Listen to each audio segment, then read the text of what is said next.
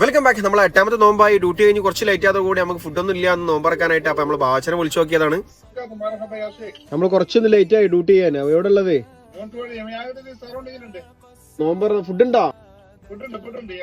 ഒന്നും നോക്കില്ല, ഒറ്റ കോള് ബാച്ചൊക്കെ ചെയ്തിട്ടുള്ള ബാച്ച ഫുഡൊക്കെ വന്ന് സെറ്റ് ആയിട്ടുണ്ട്. നമ്മൾ ഒരുമിച്ച് നോമ്പറക്കാൻ നല്ലതാക്കിയിട്ടുണ്ട്. അതെല്ലാം നമ്മളൊന്നും കൂടാൻ വേണ്ടി പോകുന്നത്. നമ്മളെ ഗ്രാഫിലുള്ള AC പാർക്കിൽ ഫുഡൊക്കെ സെറ്റ് ആയിക്കൊണ്ടിരിക്കുന്ന ബാച്ച കുറഞ്ഞ സമയം കൊണ്ട് തന്നെ ഒരുപാട് തരം ഫുഡായി. അതെല്ലാം അൽഹംദുലില്ലാഹ് നമുക്ക് നോമ്പറക്കാം.